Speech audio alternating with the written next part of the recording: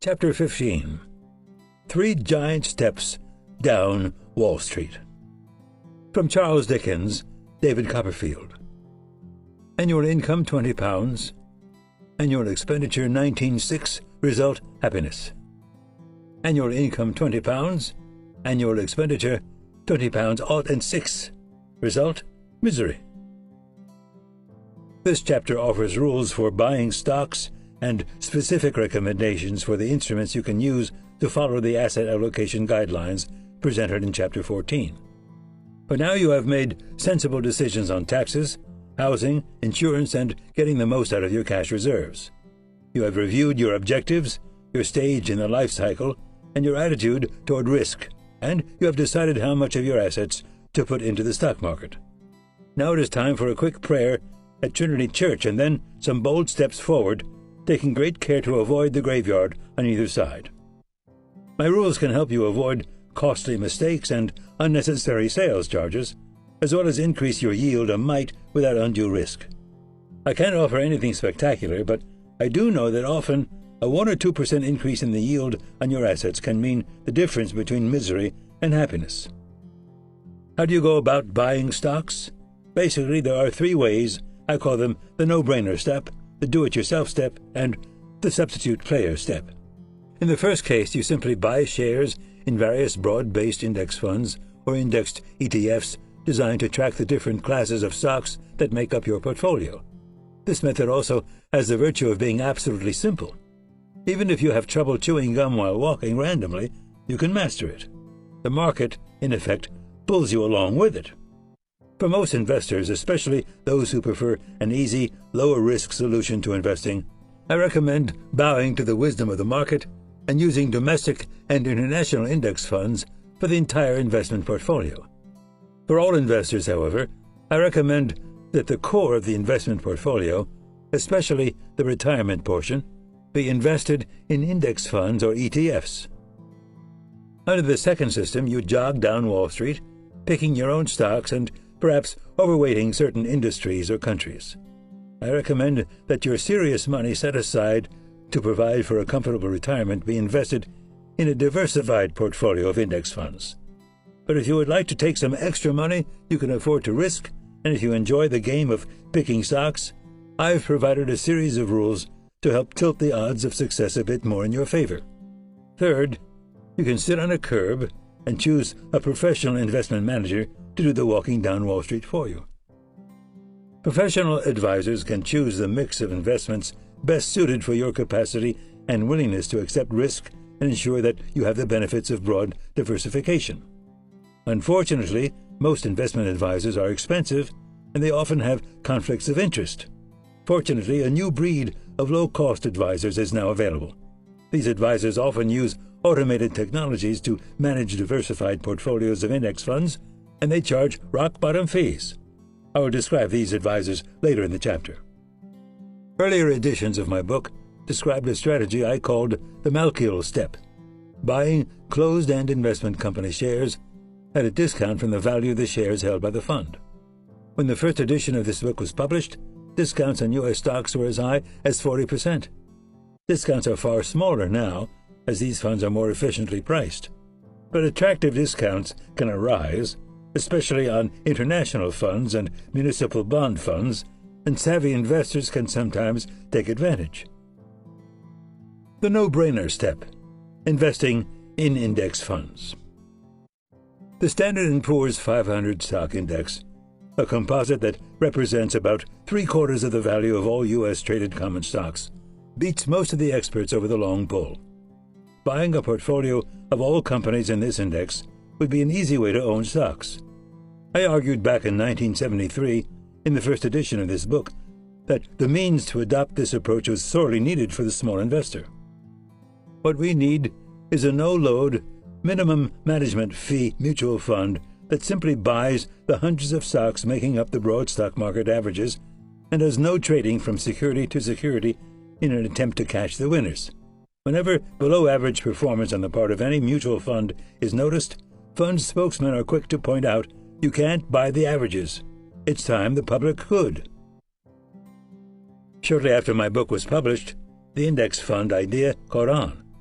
One of the great virtues of capitalism is that when there is a need for a product, someone usually finds the will to produce it.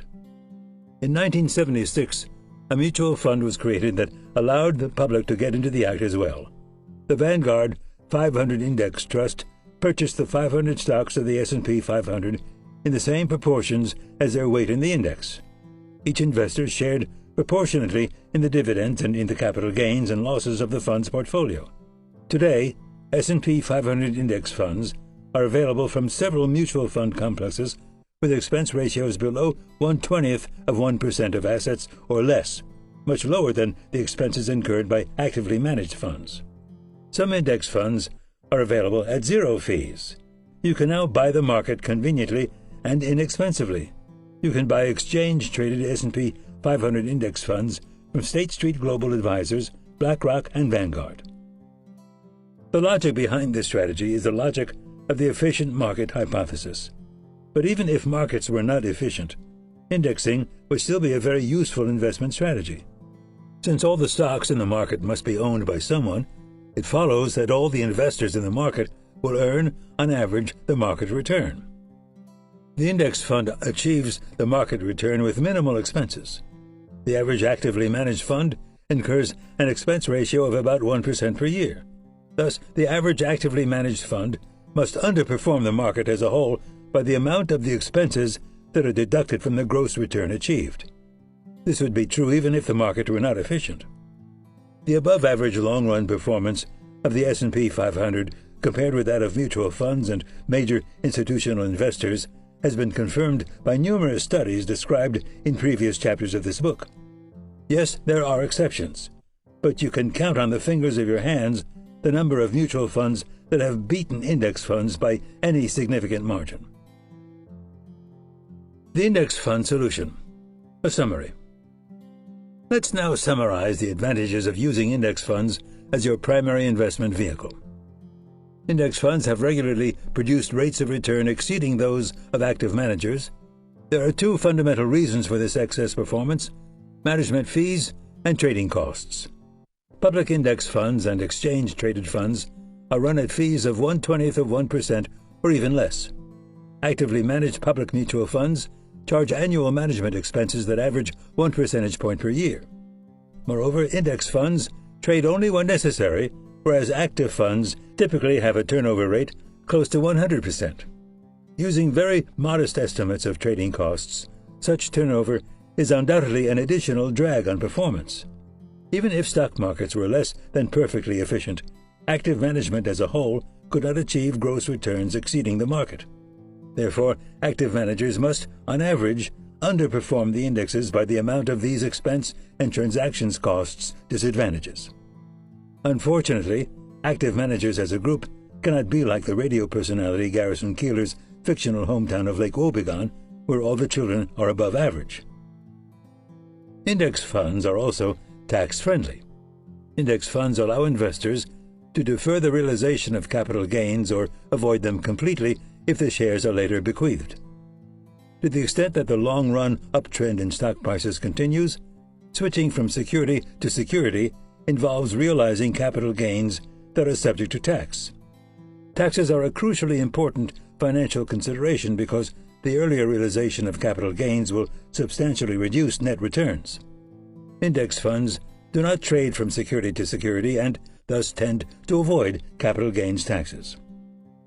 Index funds are also relatively predictable. When you buy an actively managed fund, you can never be sure how it will do relative to its peers. When you buy an index fund, you can be reasonably certain that it will track its index and that it is likely to beat the average manager handily. Moreover, the index fund is always fully invested. You should not believe the active manager who claims that her fund will move into cash at the correct times. We have seen that market timing does not work. Finally, index funds are easier to evaluate. There are now over 5,000 stock mutual funds out there, and there is no reliable way to predict which ones are likely to outperform in the future. With index funds, you know exactly what you are getting, and the investment process is made incredibly simple. Despite all the evidence to the contrary, suppose an investor still believed that superior investment management really does exist. Two issues remain. First, it is clear that such skill is very rare, and second, there appears to be no effective way to find such skill before it has been demonstrated. As I indicated in Chapter 7, the best performing funds in one period of time are not the best performers in the next period. The top performers of the 1990s had dreadful returns in the first decade of the 2000s. Paul Samuelson summed up the difficulty in the following parable. Suppose it was demonstrated that 1 out of 20 alcoholics could learn to become a moderate social drinker. The experienced clinician would answer, even if true, act as if it were false, for you will never identify that 1 in 20, and in the attempt 5 in 20 will be ruined. Samuelson concluded that investors should forsake the search for such tiny needles in huge haystacks. Stock trading among institutional investors is like an isometric exercise. Lots of energy is expended, but between one investment manager and another, it all balances out, and the trading costs the managers incur detract from performance. Like greyhounds at the dog track, professional money managers seem destined to lose their race with the mechanical rabbit. Small wonder that many institutional investors, including Intel, Exxon, and Ford, have put substantial portions of their assets into index funds. By 2018, over 40% of investment funds were indexed. How about you? When you buy an index fund, you give up the chance of boasting at the golf club about the fantastic gains you've made by picking stock market winners. Broad diversification rules out extraordinary losses relative to the whole market. It also, by definition, rules out extraordinary gains. Thus, many Wall Street critics refer to index fund investing as guaranteed mediocrity. But experience shows conclusively that index fund buyers are likely to obtain results exceeding those of the typical fund manager, whose large advisory fees and substantial portfolio turnover tend to reduce investment yields. Many people will find the guarantee of playing the stock market game at par every round a very attractive one. Of course, this strategy does not rule out risk. If the market goes down, your portfolio is guaranteed to follow suit. The index method of investment has other attractions for the small investor. It enables you to obtain very broad diversification with only a small investment. It also allows you to reduce brokerage charges. The index fund does all the work of collecting the dividends from all of the stocks it owns and sending you each quarter one check for all of your earnings that, incidentally, can be reinvested in the fund if you desire. In short, the index fund is a sensible, serviceable method for obtaining the market's rate of return with absolutely no effort and minimal expense. A broader definition of indexing. The indexing strategy is one that I have recommended since the first edition in 1973. Even before index funds existed, it was clearly an idea whose time had come. By far the most popular index used is the Standard & Poor's 500 stock index, an index that well represents the major corporations in the U.S. market. But now, although I still recommend indexing, or so-called passive investing, there are valid criticisms of too narrow a definition of indexing. Many people incorrectly equate indexing with the strategy of simply buying the S&P 500 index. That is no longer the only game in town. The S&P 500 omits the thousands of small companies that are among the most dynamic in the economy. Thus, I believe that if an investor is to buy only one U.S. index fund, the best general U.S. index to emulate is one of the broader indexes such as the Russell 3000, the Wilshire Total Market Index, the CRSP Index, or the MSCI U.S. Broad Market Index, not the S&P 500. 80 years of market history confirm that, in the aggregate, smaller stocks have tended to outperform larger ones. For example, from 1926 to 2018, a portfolio of smaller stocks produced a rate of return of about 12% annually, whereas the returns from larger stocks, such as those in the S&P 500, were about 10%. Although the smaller stocks were riskier than the major blue chips, the point is that a well-diversified portfolio of small companies is likely to produce enhanced returns. For this reason, I favor investing in an index that contains a much broader representation of U.S. companies, including large numbers of the small, dynamic companies that are likely to be in early stages of their growth cycles. Recall that the S&P 500 represents 75 to 80% of the market value of all outstanding U.S. common stocks. Literally thousands of companies represent the remaining 20 to 25% of the total U.S. market value. These are in many cases the emerging growth companies that offer higher investment rewards as well as higher risks. The Wilshire Index contains all publicly traded U.S. common stocks. The Russell 3000 and MSCI Index contain all but the smallest and much less liquid stocks in the market. A number of funds are now based on these broader indexes and go by the name Total Stock Market Portfolio. Total Stock Market Index funds have consistently provided higher returns than the average equity mutual fund manager.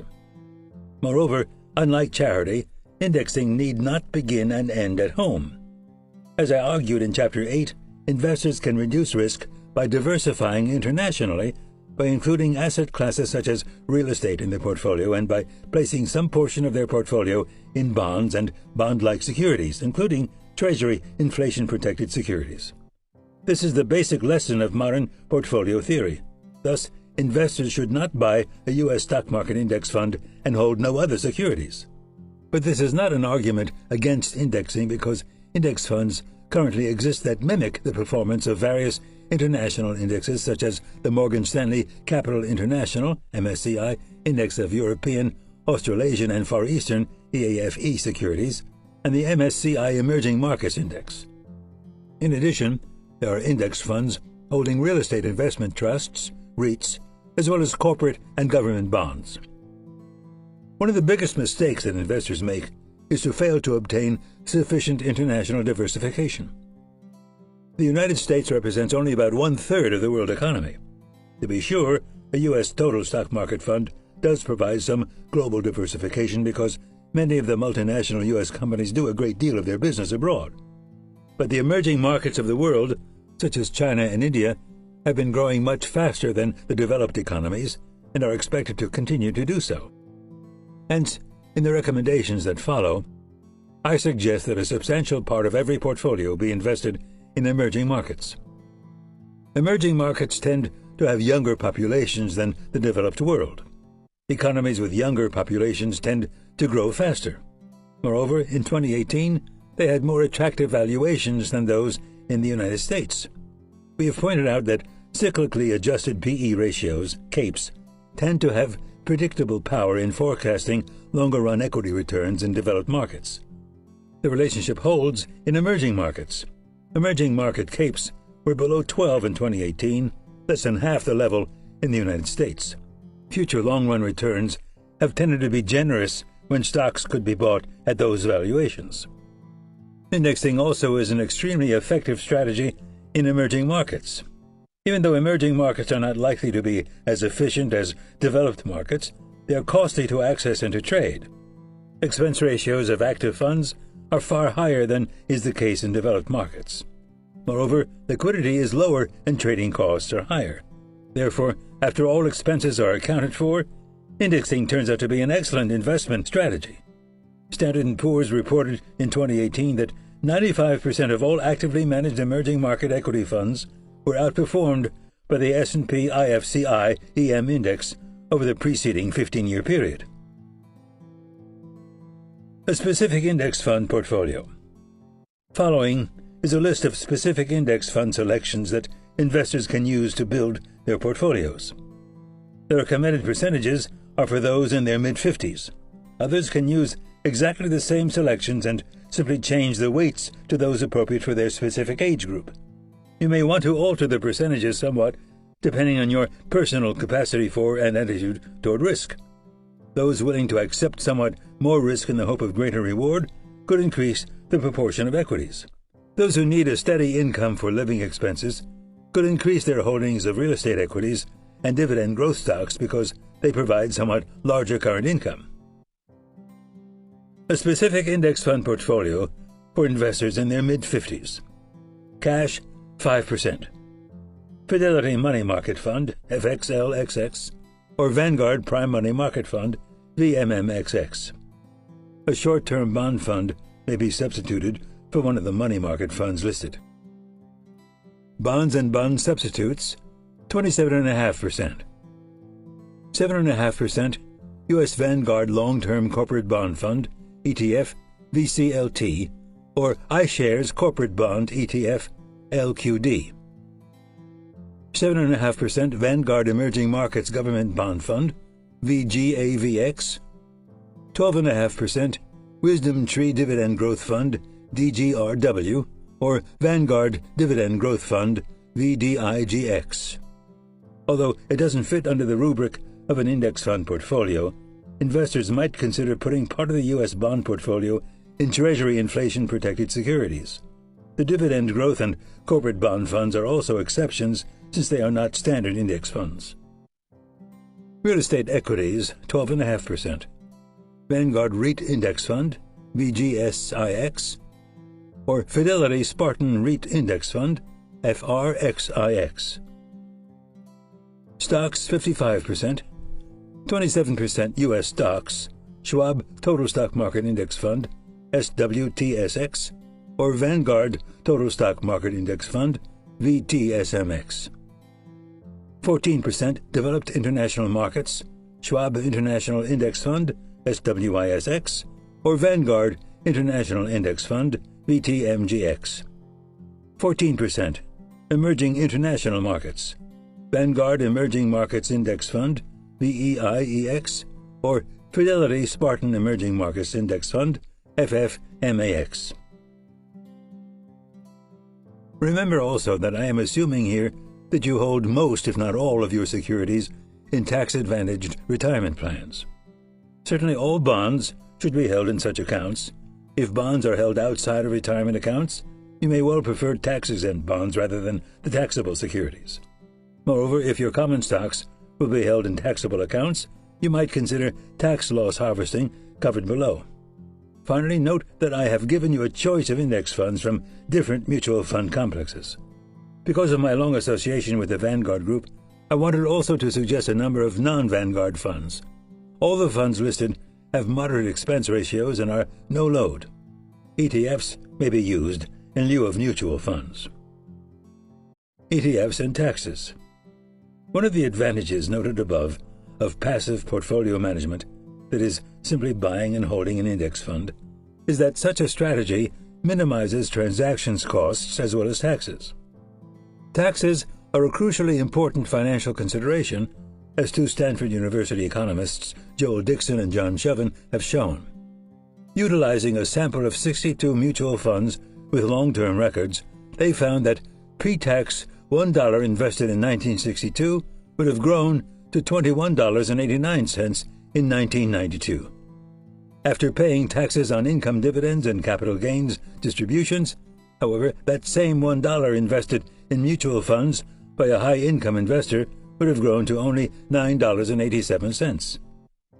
To a considerable extent, index mutual funds help solve the tax problem. Because they do not trade from security to security, they tend to avoid capital gains taxes. Nevertheless, even index funds can realize some capital gains that are taxable to the holders. These gains generally arise involuntarily, either because of a buyout of one of the companies in the index or because sales are forced on the mutual fund. The latter occurs when mutual fund shareholders decide on balance to redeem their shares and the fund must sell securities to raise cash. Thus, even regular index funds are not a perfect solution for the problem of minimizing tax liabilities. Exchange-traded index funds, ETFs, such as SPDRs, an S&P 500 fund, and VIPERs, a total stock market fund, can be more tax-efficient than regular index funds because they are able to make in-kind redemptions. In-kind redemptions proceed by delivering low-cost shares against redemption requests. This is not a taxable transaction for the fund, so there is no realization of gain that must be distributed. Moreover, the redeeming ETF shareholder pays taxes based on his or her original cost of the shares, not the fund's basis in the basket of stocks that is delivered. ETFs also have rock-bottom expenses. A wide variety of ETFs are available not only for U.S. stocks but for international ones as well. ETFs are an excellent vehicle for the investment of lump sums that are to be allocated to index funds. ETFs involve transactions costs, however, including brokerage fees and bid-ask spreads. Some discount brokers offer commission-free trading of ETFs. No-load index mutual funds will better serve investors who will be accumulating index shares over time in small amounts. Avoid the temptation to buy or sell ETFs at any hour of the day. I agree with John Bogle, founder of the Vanguard Group. Investors cut their own throats when they trade ETFs. If you are tempted, follow the practice of Little Miss Muffet and run far away from the spiders and their siblings. Following is a list of the ETFs that can be used to build your portfolio.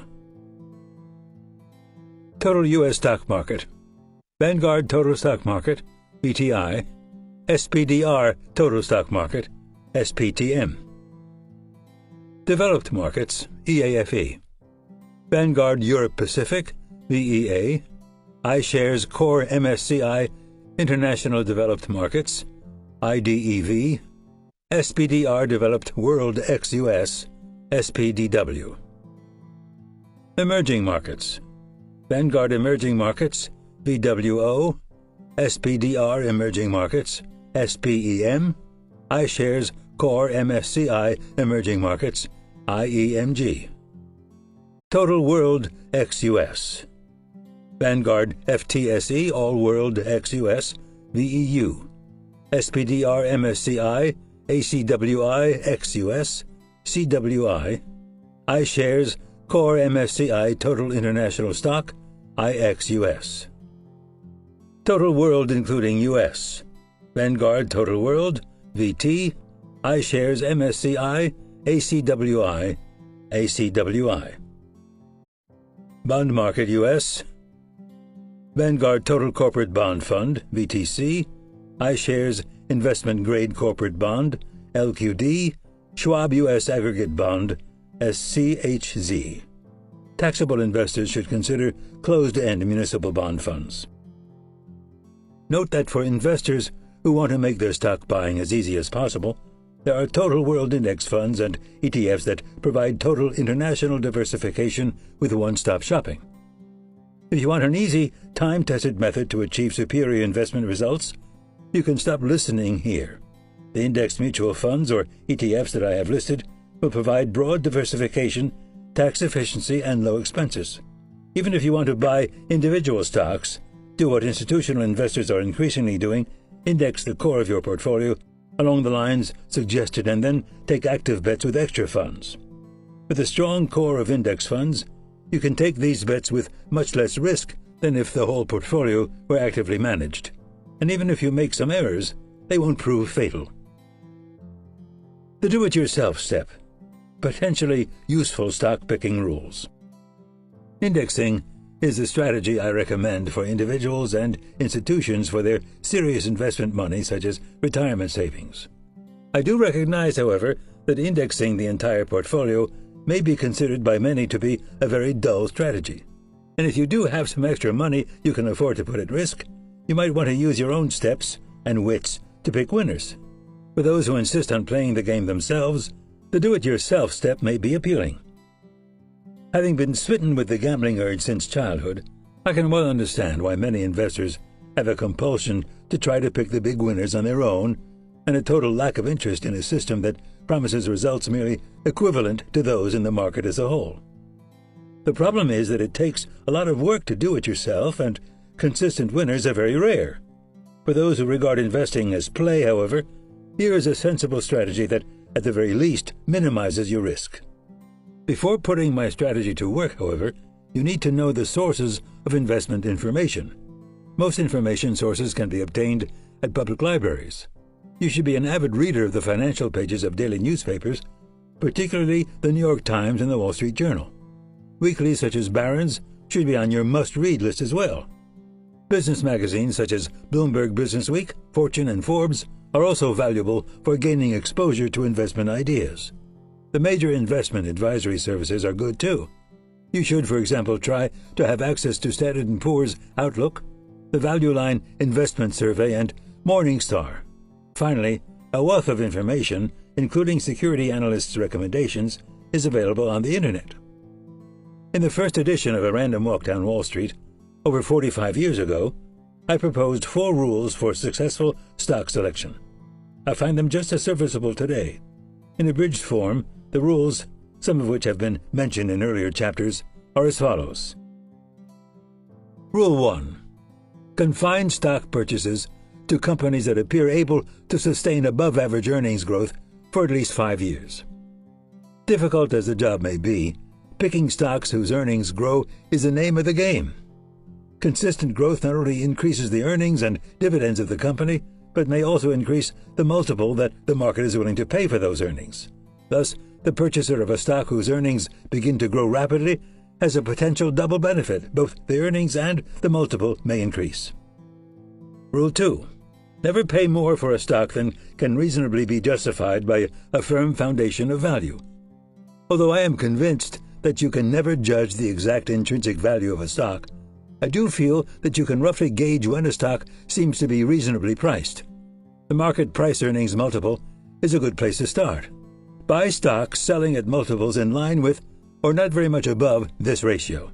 Look for growth situations that the market has not already recognized by bidding the stock's multiple to a large premium.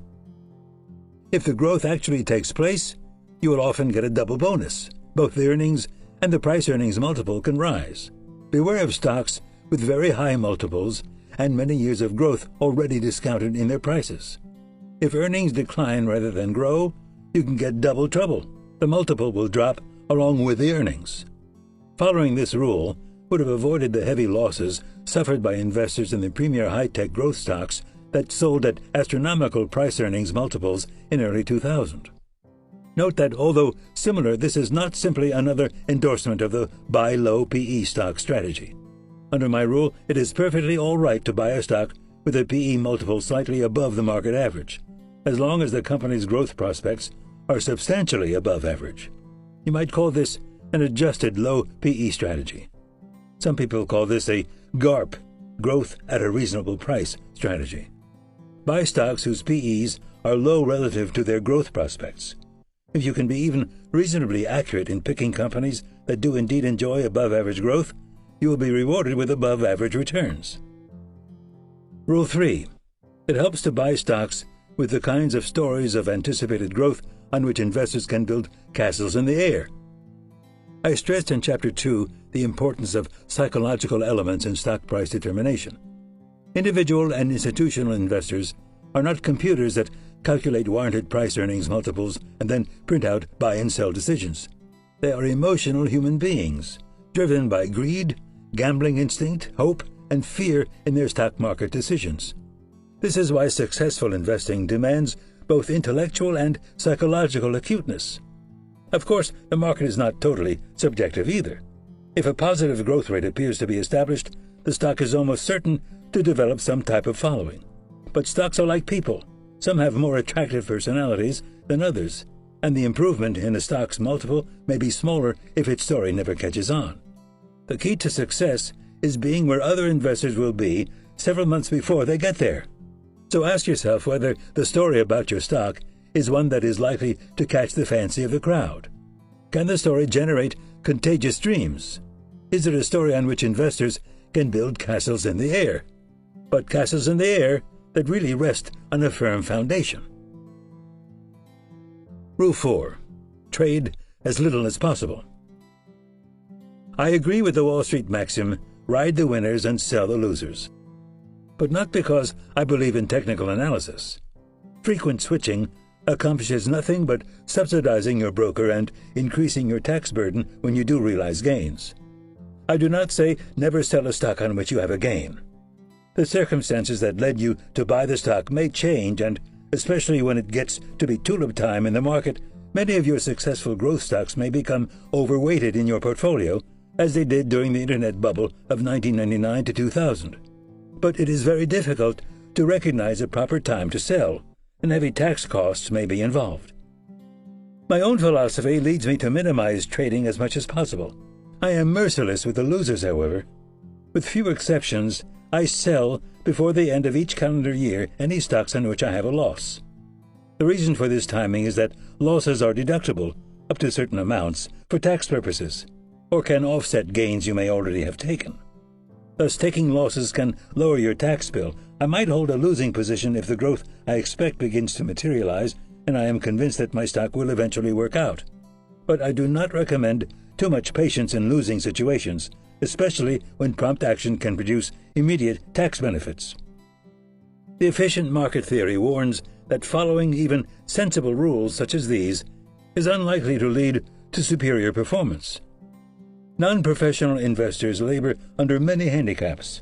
Earnings reports cannot always be trusted, and once a story is out in the regular press, it's likely that the market has already taken account of the information.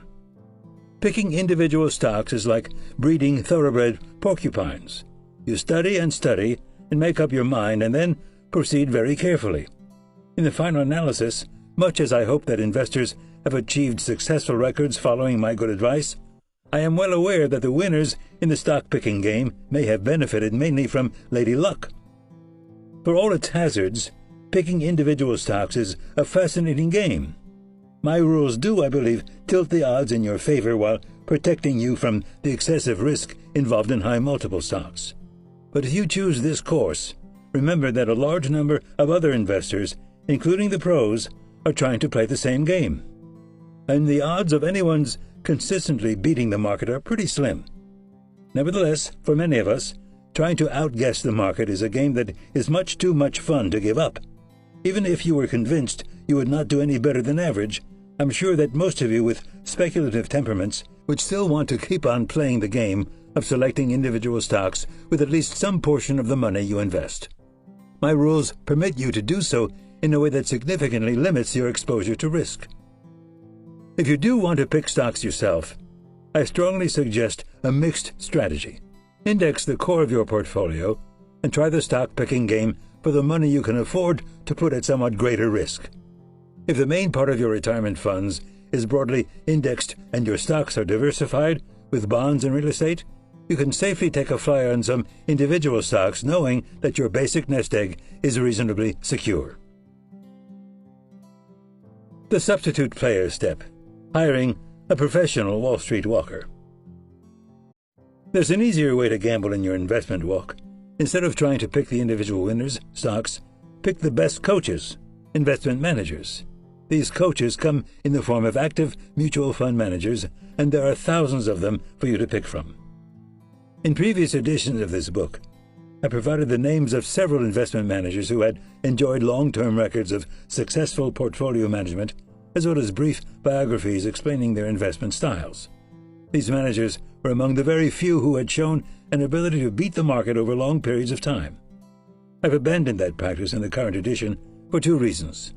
First, with the exception of Warren Buffett, those managers have now retired from active portfolio management, and Buffett himself was well above retirement age in 2018. Even Buffett trailed the S&P 500 index in the 5 years to 2018, and he is now a strong supporter of indexing. Second, I have become increasingly convinced that the past records of mutual fund managers are essentially worthless in predicting future success. The few examples of consistently superior performance occur no more frequently than can be expected by chance. I have studied the persistence of mutual fund performance over more than 45 years and conclude that it is simply impossible for investors to guarantee themselves above-average returns by purchasing those funds with the best recent records. I have tested a strategy whereby, at the start of each year, investors would rank all general equity funds on the basis of the fund's records over the past 12 months, 5 years, or 10 years, and assumed that the investor buys the top 10 funds, the top 20 funds, and so on. There is no way to beat the market consistently by purchasing the mutual funds that have performed best in the past. I also tested a strategy of purchasing the best funds as ranked by the leading financial magazines or advisory services. The clear implication of these tests in the laboratory of fund performance, as well as the academic work reported in Part 2 of this book, is that you cannot depend on an excellent record continuing persistently in the future. Indeed, it is more often the case that the hot performers of one period are the dogs of the next. Is there any way to select an actively managed fund that is likely to be an above-average performer? I have undertaken many studies of mutual fund returns over the years in an attempt to explain why some funds perform better than others. As indicated earlier, past performance is not helpful in predicting future returns. The two variables that do the best job in predicting future performance are expense ratios and turnover. High expenses and high turnover depress returns, especially after-tax returns if the funds are held in taxable accounts. The best-performing actively managed funds have moderate expense ratios and low turnover. The lower the expenses charged by the purveyor of the investment service, the more there will be for the investor. As Jack Bogle, the founder of the Vanguard Group, puts it, in the mutual fund business, you get what you don't pay for. Investment advisors, standard and automated. If you follow the recommendations in this book carefully, you really don't need an investment advisor. Unless you have a variety of tax complications or legal issues, you should be able to accomplish the diversification required and do the rebalancing yourself. You might even find that it is fun to be able to take complete charge of your investment program. The problem with investment advisors is that they tend to be quite expensive and are often conflicted. Many investment advisors will charge you 1% of your assets per year or more for the service of establishing an account with an appropriately diversified portfolio. Price Metrics Incorporated calculated the industry average at just over 1%, but most advisors have a minimum annual fee of at least $1,000 to $1,500. That means that small investors are effectively shut out of the market for investment advice, or that they will have to pay a far greater percentage of their investment portfolio than 1 percentage point. In addition, some advisors may be conflicted and will use investment instruments on which they earn an additional commission.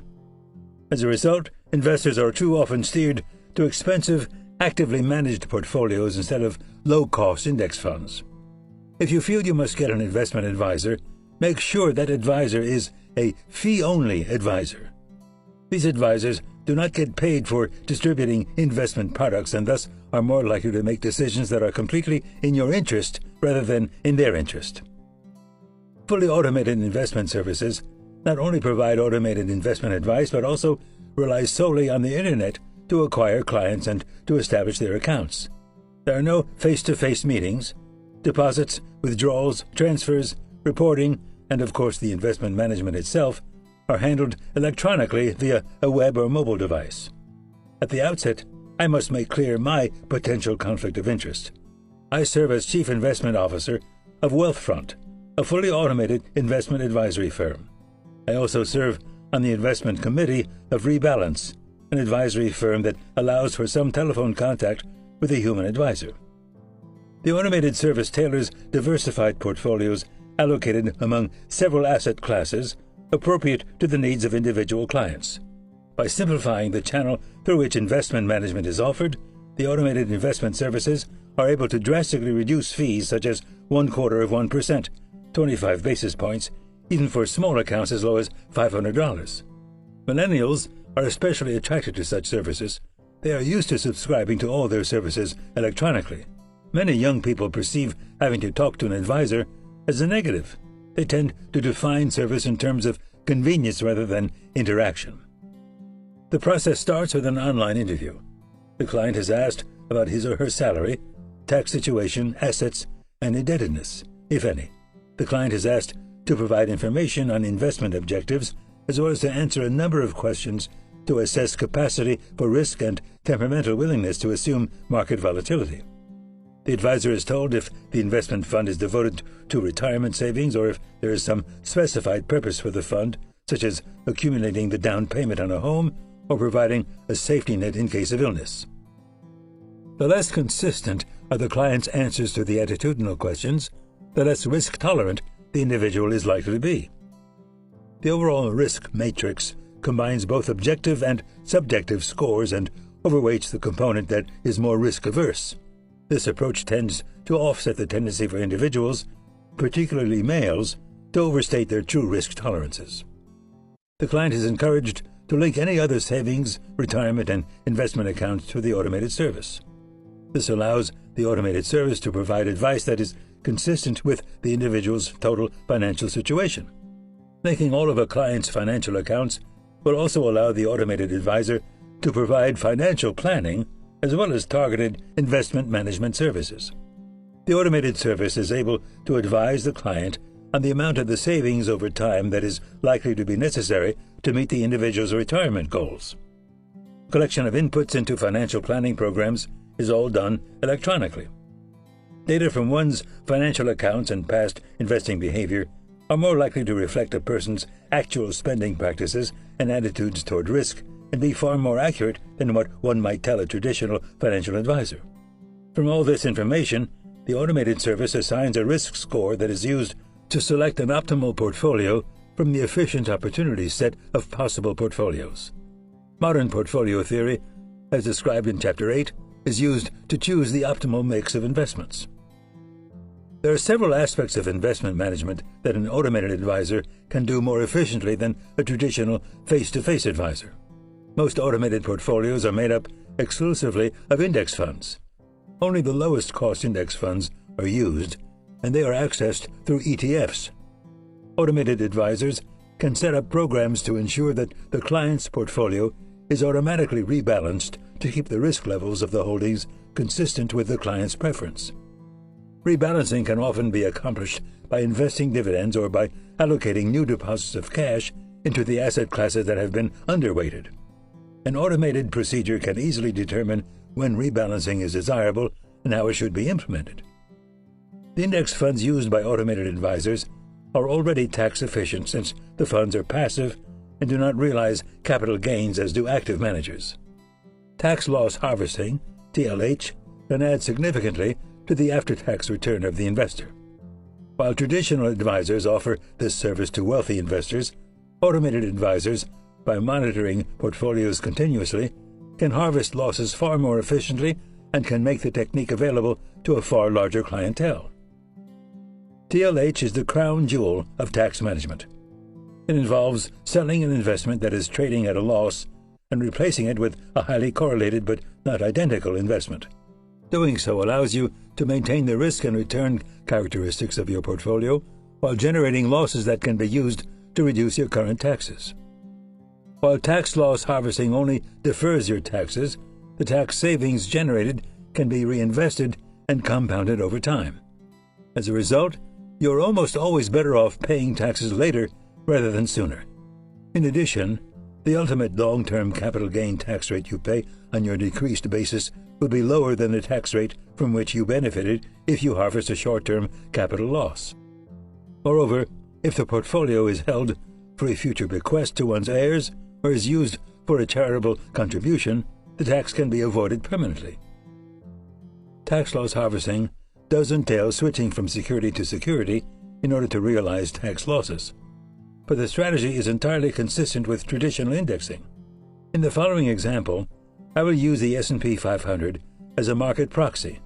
The same strategy can be used for a total stock market proxy such as the Russell 3000 Index. We can replicate the behavior of the S&P 500 by holding a sample of 250 stocks. These stocks are chosen to replicate the industry and size composition of the index while minimizing tracking error between the sample and the overall index. Now suppose large pharmaceutical stocks have declined in value. You might sell Merck to realize a loss and buy Pfizer to enable you to continue to track the index. Or if the autos declined, you could sell Ford and buy General Motors. Automating the process, one can continuously look for losses to realize. It has been shown that tax loss harvesting can add a meaningful amount to the annual after-tax return of the investor. The losses generated from selling positions with unrealized losses can offset any gains realized in the other parts of the portfolio. Suppose, for example, that an investor had realized gains from a real estate transaction such as selling a house, or perhaps gains had been realized from an actively managed mutual fund or a multi-factor smart beta fund described in Chapter 11. Tax loss harvesting enables an investor to avoid the tax that would have been required, and net tax losses up to $3,000 can be deducted from income. The technique is perfectly compatible with broad-based indexing and can provide dependable benefits for investors. Software is uniquely suited to maximize the benefits of TLH. By monitoring portfolios 24/7, the automated advisor can take advantage of temporary dips in the market. Even if you don't use an automated advisor, you could do some tax loss harvesting yourself. For example, if your MSCI Emerging Markets ETF declined in price, you could sell it and buy a Vanguard EM ETF to maintain your exposure.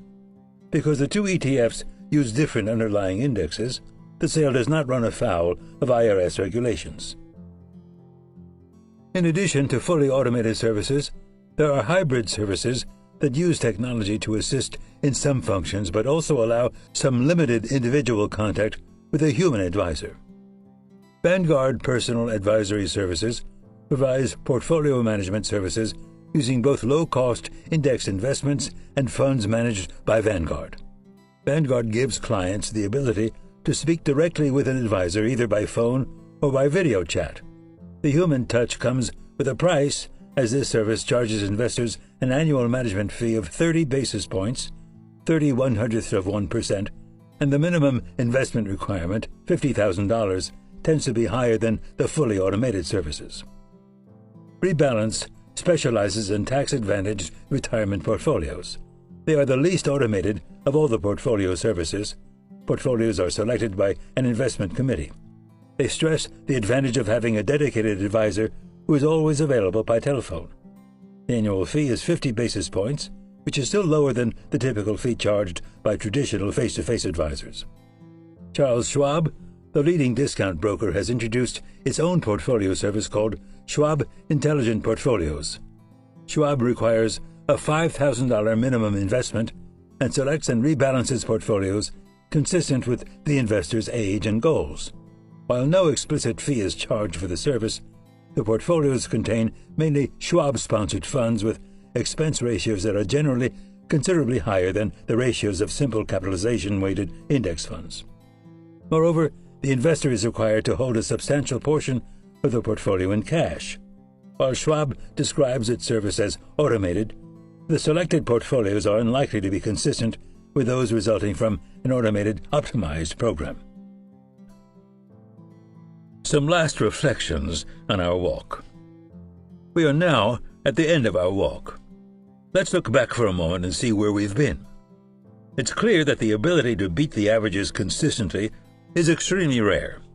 Neither fundamental analysis of a stock's firm foundation of value nor technical analysis of the market's propensity for building castles in the air can produce reliably superior results. Even the pros must hide their heads in shame when they compare their results with those obtained by the dartboard method of picking stocks.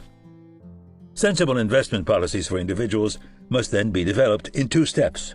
First, it is crucially important to understand the risk-return trade-offs that are available and to tailor your choice of securities to your temperament and requirements. Part 4 provided a careful guide for this part of the walk, including a number of warm-up exercises concerning everything from tax planning to the management of reserve funds and a life cycle guide to portfolio allocations. This chapter has covered the major part of our walk down Wall Street, 3 important steps for buying common stocks. I began by suggesting sensible strategies that are consistent with the existence of reasonably efficient markets. The indexing strategy is the one I recommend most highly. At least the core of every investment portfolio ought to be indexed. I recognize, however, that telling most investors that there is no hope of beating the averages is like telling a 6-year-old that there is no Santa Claus. It takes the zing out of life. For those of you incurably smitten with the speculative bug, who insist on picking individual stocks in an attempt to beat the market, I offered 4 rules. The odds are really stacked against you, but you may just get lucky and win big. I also am very skeptical that you can find investment managers who have some talent for finding those rare $100 bills lying around in the marketplace. Never forget that past records are far from reliable guides to future performance. Investing is a bit like lovemaking. Ultimately, it is really an art requiring a certain talent and the presence of a mysterious force called luck. Indeed, luck may be 99% responsible for the success of the very few people who have beaten the averages. Although men flatter themselves with their great actions, La Rochefoucauld wrote, they are not so often the result of great design as of chance. The game of investing is like lovemaking in another important respect, too. It's much too much fun to give up. If you have the talent to recognize stocks that have good value and the art to recognize a story that will catch the fancy of others, it's a great feeling to see the market vindicate you. Even if you are not so lucky, my rules will help you limit your risks and avoid much of the pain that is sometimes involved in the playing. If you know you will either win or at least not lose too much, and if you index at least the core of your portfolio, you will be able to play the game with more satisfaction. At the very least, I hope this book makes the game all the more enjoyable. A final example. One of the most rewarding features for me in writing 12 editions of this book has been the many letters I have received from grateful investors. They tell me how much they have benefited from following the simple advice that has remained the same for over 45 years. Those timeless lessons involve broad diversification, annual rebalancing, using index funds, and staying the course. The first decade of the new millennium was one of the most challenging times for investors. Even a broadly diversified total stock market fund devoted solely to U.S. stocks lost money. But even in this horrible decade, following the timeless lessons I have espoused would have produced satisfactory results. An investment in the VTSMX, the Vanguard Total Stock Market Fund, did not produce positive returns in the lost first decade of the 2000s. But suppose an investor diversified her portfolio with the approximate conservative percentages I suggested earlier for a mid-50s investor. The diversified portfolio, annually rebalanced, produced a quite satisfactory return even during one of the worst decades investors have ever experienced. And if the investor also used dollar cost averaging to add small amounts to the portfolio consistently over time, the results were even better. If you will follow the simple rules and timeless lessons espoused in this book, you are likely to do just fine, even during the toughest of times.